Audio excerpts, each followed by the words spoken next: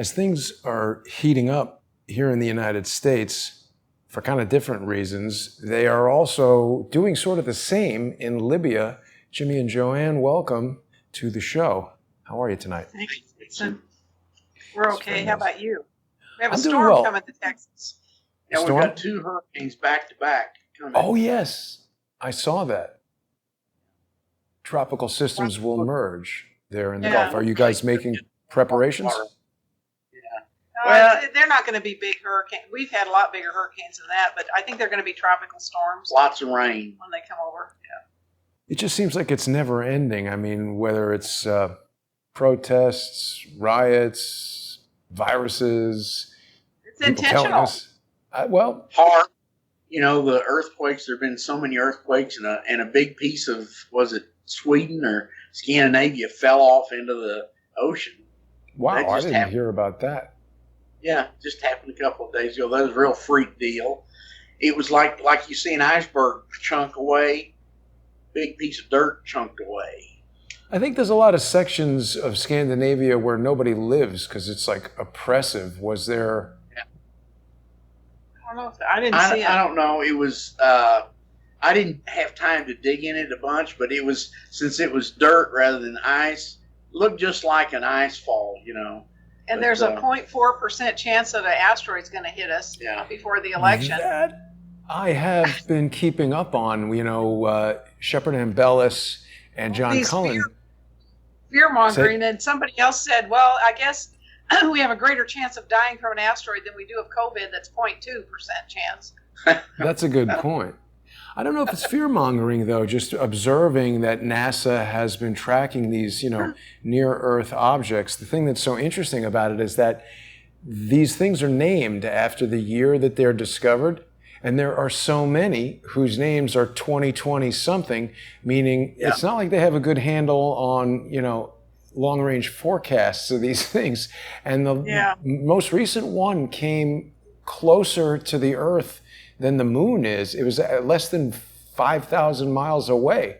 So that's pretty close. Yeah, I don't know. The timing is a little suspect to me. Yeah. Right before the election. I'm just saying, if an asteroid's going to hit, I hope it hits 23rd Street, and I don't know anything about it. We're going to be doing our sponsor exclusive show in just under 30 minutes. People are going to be able to watch that on patreon.com/James and JoAnne Moriarty, patreon.com/crowdsourcethetruth, and subscribestar.com/crowdsourcethetruth. We had a brief chance to discuss this, and I know that people who are tuning in want to hear the news about Libya. We're going to be talking about that. Jimmy and JoAnne have been in touch with the tribal leaders there, and there is a lot developing. Before we do that, though, I just want to talk for a minute about how this show and every show on Crowdsource the Truth is being suppressed by a litany of attacks from social engineers. The most recent coming from the National Academy of Television Arts and Sciences. And the president of that organization has personally issued a YouTube strike against something that he believes to be a copyright claim. They're really digging in. It's kind of amazing that the president of television is so personally interested in what we're doing here on Crowdsource the Truth. What do you guys think about that?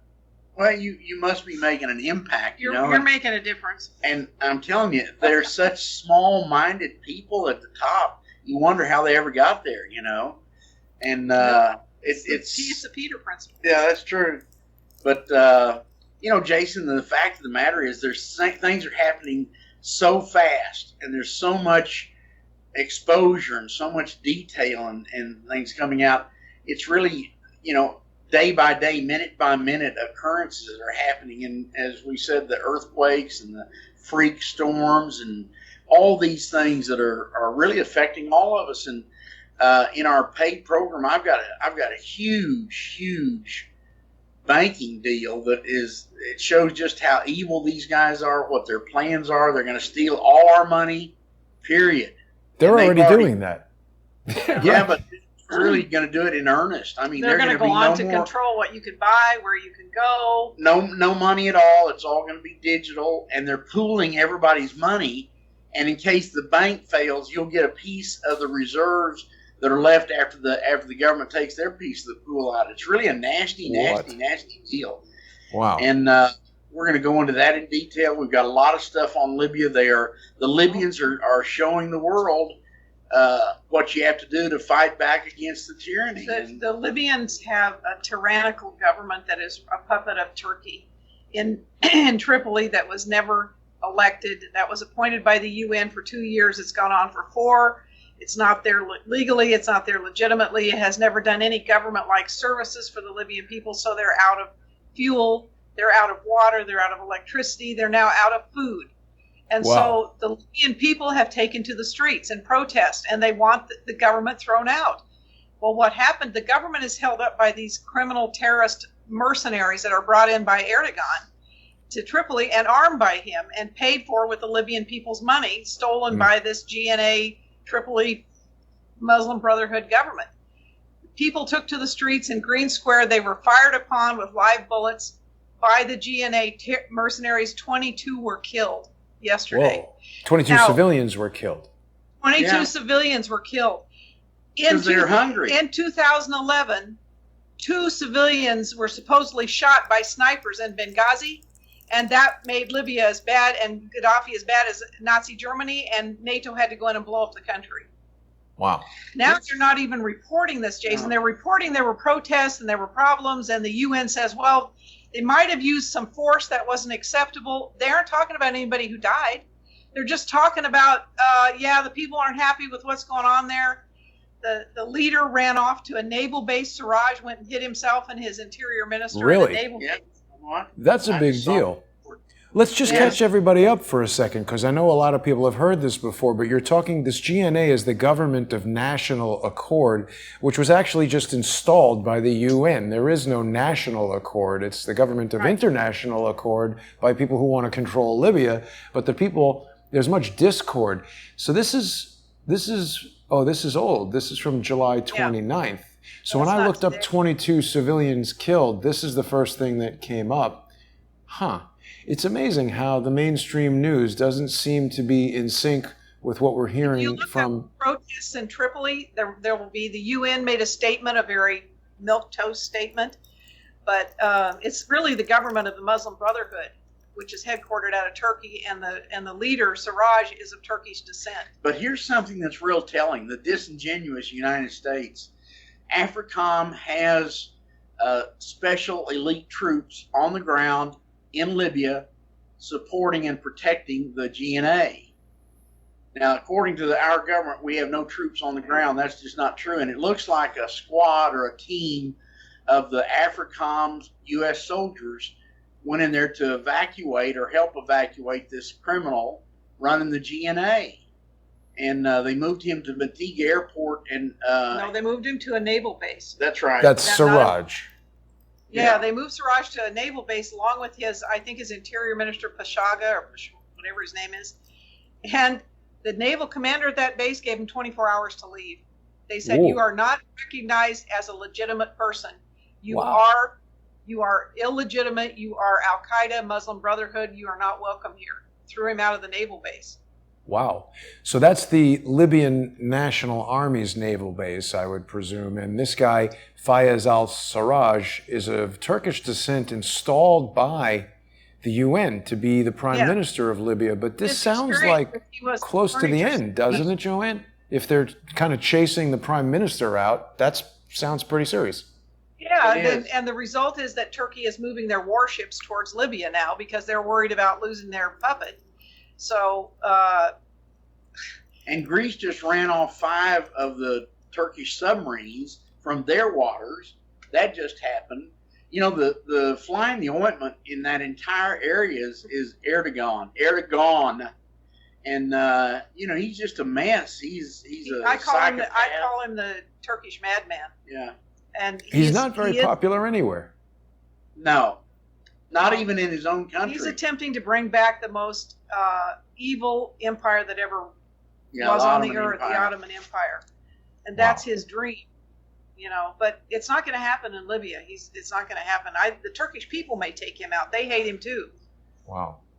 I think I've wondered this out loud for the past several weeks. If individuals, country government rulers like Erdogan aren't taking advantage of the fact that there's been so much internal fighting in the United States, with the Democrats doing everything they can possibly think of to try to get rid of Donald Trump. It seems to maybe weaken the United States in the eyes of some of these opportunistic people like Erdogan are flexing their muscles throughout the region, trying to drill in the water off Greece, doing all these really kind of outrageous things. Yeah, it's true. And what's happened, the United States has been supporting Turkey in a lot of their illegal activities because Turkey is running the proxy armies for the New World Order, the ISIS, Al-Qaeda, LIFG, whatever you want to call them. These proxy armies that go in and destroy countries and throw them over, they call them rebels. They aren't rebels. They're hired mercenaries. But that's what Turkey's been doing for them for a long time. So they're allowing Turkey to do a lot of illegitimate, illegal crimes against humanity, really, is what they do every day. And you guys had raised the point a couple shows ago, 2-3 weeks ago, that there were passports being handed out. You know, just over the weekend, I was down at a demonstration, a protest at City Hall that was protesting the shutdown of New York City, really something that anybody of any race or political orientation could get behind. I don't think we really want the city to be shut down and all the businesses to close. But there were some agitators there, one guy in particular who looked really young. He looked like 17 or 18 to me, and he had a very strong African accent. I'm not familiar enough with the different countries around Africa to identify his accent, but it seemed to me that if somebody that young were a citizen, be he naturalized or perhaps born here, they wouldn't have such a strong accent. Somebody that young with such a strong accent seems like they've just arrived either on a student visa, a tourist visa. Maybe he's a refugee, I don't know. But I am under the impression that protesting is specifically disallowed by student visas and tourist visas because we don't want to invite people into the country from other countries who don't like the United States or the United States government. The easy solution, if you're in another country and don't like us, is stay there. Right. But Jason, in New York, who in the hell is going to confront this guy? I did. Nobody. Oh, Well, yeah, but you know. But you're one in a million, you know. You got a set and nobody else does. I mean, But the question is that how it would happen? They give out these passports that maybe somebody's from some country where you just would never get access to the United States. They give them a passport from a NATO country. Somebody, I'm not saying this guy, but somebody like that enters the country on a legitimate passport or given to him or whatever, and he agitates at these types of protests to overthrow the cops, the government. Yeah, that's what he's paid to do. He's paid to do that. But the fact is if they've got a permanent green card or multiple entry visa, then they have more latitude in confronting the authority and the government, and so they're really trained in these. And you know, Jason, we identified 29 CIA training centers in Libya during 2011 where they were training exactly these kinds of guys, changing their name, giving them a new Libyan passport, new Libyan name, and then they would be deposited in the United States with huge bank accounts. They came here with nothing because they received their weapons and explosives and everything after they arrived in the United States. And there were 400,000 processed through Libya into the United States that way, and we've been told a total of 4 million from CIA, Mossad, MI6 training centers all over, delivered in the United States. They're also delivered in England. They're delivered into Germany and France, etc. That's what I was thinking when I saw this guy, because so many people who don't watch Unseen Libya or aren't subscribing to Jimmy and JoAnne on patreon.com/James and JoAnne Moriarty, they might not know this. And frankly, they're being indoctrinated by broadcast television, the same pile of crap that could potentially be awarded an Emmy Award from this guy who's got so much time on his hands that he's sitting around striking my YouTube videos trying to prevent this message from going out. People are indoctrinated by that. And so all of the people who spoke without accents were telling me I was racist, which I don't know how they arrived at that conclusion, because I didn't say you're black, so you must not be from the United States. There were plenty of black people there who were actually protesting against the types of activities this guy was doing. It was strictly because of his age and his accent that I presumed that he wasn't from the United States. Jason, can I ask you to change one thing? Sure. Quit using your hands so much; it's too much gatish. I can't help it. I know. It helps you speak. I know. But the fact is that if you confronted that guy, and if he was one of these assholes that had a legitimate visa or passport or whatever, if you confront him, you're the guy that's going to go to jail, not him. Well, I wouldn't physically fight him. That's not what I'm into. But just the fact that you approached him, and he could come around and say you were aggressive to him, you scared him, etc., you'd be in trouble. And that's how upside down our whole system is. Do you remember when Trump first came in, he cut off visas for Libya and a couple countries. Right. No more entry into the United States. And I can remember we had a discussion with I don't know if we were on Patreon or another show, but I think we were with Sheikh Tantouche, one of the imams, and they said, do you feel like you've been put out now because Trump says, are you targeted because Trump will let Libyans come in the United States? His answer was, listen, there's nobody in Libya that has any money. Legitimate Libyans don't have any money. They couldn't travel to the next city, more or less, to the United States. If Libyans are coming to the United States, they're not Libyans. They're bad guys. That's They're interesting. That's very interesting. So people don't know these things. They become indoctrinated by the news. They think that anybody saying anything in an argument against a black person is racist. There were black people there calling other black people racist because they said, no, we don't want to defund the police. This woman was telling me that I met the woman who put the blue paint on the Black Lives Matter, graffiti in front of Trump Tower. And they were all saying she's a traitor to black people and whatever. This is a woman who just wants safety and security in her neighborhood so that businesses can be there, so that she could have a business, so she could go to work, so her kids can be safe. And they tell her she's racist. The other thing that they do is, I agree with you. If this guy had a legitimate visa or was legitimately a citizen, he would have stuck on that point to the end. But immediately he backed up. He said, you're not 6 feet away. Put on your mask. His mask was off, of course. They take the mask off to yell at you and then put it back on. I don't think they realize that when your mouth is open and nonsense is coming out, that's making me sick. Yeah, exactly. Do you know what that gal should have done, Jason? She should have taken the same color paint that they had painted the sign on the street. And in front of lives, if she just put an O in front of that, would have fixed the whole deal. Black olives matter. It's true. And also, Good Things is telling us that her husband came from Iran in 1977. That had to be a very difficult time to be in the United States, being from Iran. But I'm sure he was fleeing religious persecution or whatever problems were going on there. He couldn't work. It took 10 years to get a green card. They had 2 kids before he became a citizen. He took a constitutional test in English. This is somebody who worked hard to become a citizen. And anybody like that who's come from another country and been through the legitimate process is proud of themselves, proud of this country, proud of the opportunity that all of that represents.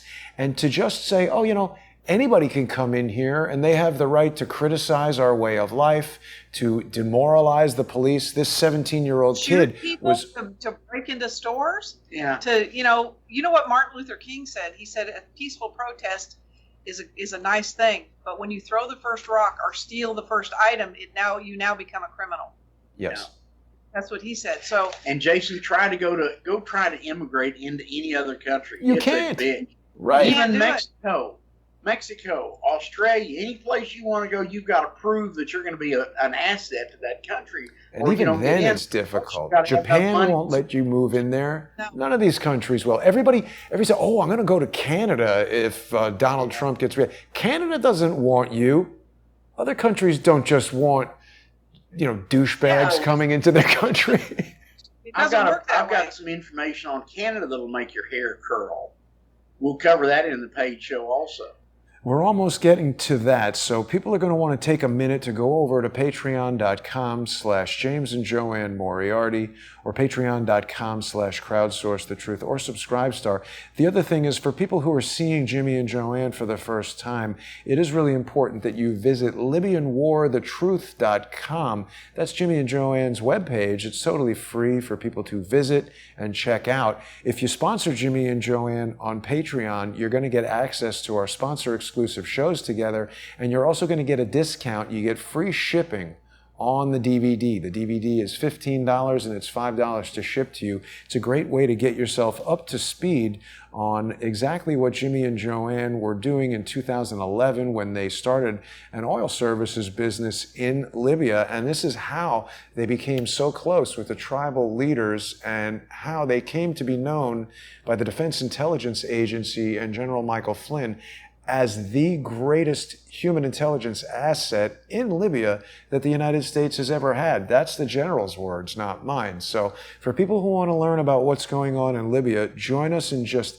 10 minutes from now on patreon.com/James and JoAnne Moriarty. Jimmy and JoAnne, any last minute words before we transition over to the sponsor exclusive show? Here's something, Jason. We really appreciate all the work you do, and we abuse you dramatically every week. We keep extending the show. We have people that try to, why don't you add more time so we get our questions in? And really, we cut the content back a bunch, and we're really considering, if you'll help us, we would like to maybe do just an audio only blog a couple of times a week to try to get some of this stuff out. And it's a great idea. Opportunity to ask us questions, but because really and truly it's unfair for us to load your boat, keep loading it with all the other things you do also. But if you can help us with that, I think that's something we'd like to try to move forward on. We appreciate everything you do, believe me. And I appreciate you guys tremendously. I think that a podcast would be a great idea because there is so much information coming through, and I think people would enjoy not having to necessarily wait until Monday, so there could be a great opportunity to share more information from the tribes. Sorry, JoAnne, you were saying something there. That's okay. I just wanted to say that the Libyans are starting to celebrate September 1st. Anniversary of their great Al Fatah revolution. That's true. That was 1969, September 1st, when the tribes appointed Gaddafi to take over the country. And that's why you see all the green flags out and the pictures of Saif and the pictures of Gaddafi, because people loved him dearly. He did so much for the country. They're demanding an election. They're all signing. Yeah, and this is another reason they're killing people in the streets, because this is a huge threat to the would-be Muslim Brotherhood that wants to own that country with Turkey. I see, because this is a major source of national pride, and I mean, it's sort of like 4th of July, and I mean, I don't know that we could even necessarily understand how the people of Libya really loved Gaddafi. It's amazing to me when, people sort of my age who were indoctrinated by the same kind of propaganda that I was, don't understand. I remember long before I met you guys, I saw a YouTube video where Gaddafi was being driven around really in a pretty small, like regular looking convertible car. And he was just sitting on the back waving. People were running up to the car. He was shaking their hands and he seemed to be well loved. And then you guys told me that it's your firsthand experience that was absolutely the case. We'd never met Gaddafi, but we met him through the hearts and minds of his people, the millions of people that we met. People that knew him, people that associated with him, they said he's a regular guy. But you go talk to him, he doesn't put a real hard persona forward. He lived in it was a big tent, but he didn't have any desire to have a big mansion or anything. And the thing that's so great about him is what he did for his people. He made the country became sovereign, and he gave them, free education, free health care, a great system. Became the most developed country in Africa. Yeah, he shared the oil reserve, the oil asset reservoir, the oil money. That's what I'm trying to say. The oil money with the people, and there's so many things he did for Libya. It turned it into a beautiful country. Now it's absolutely a struggling country. People have been suffering for 10 years because of Hillary Clinton. Thank you very much, Nate. And we've spoken quite a bit about how the African gold dinar was the currency that he created for all of Africa, not just Libya. And there's a lot of people, including me, who believe that that played a major role in his extermination. But we'll be back in just 5 minutes now. People can join us on patreon.com/James and JoAnne Moriarty, patreon.com/crowdsourcethetruth, and subscribestar.com/crowdsourcethetruth. We'll be there in 5 minutes. Thanks for watching, everybody.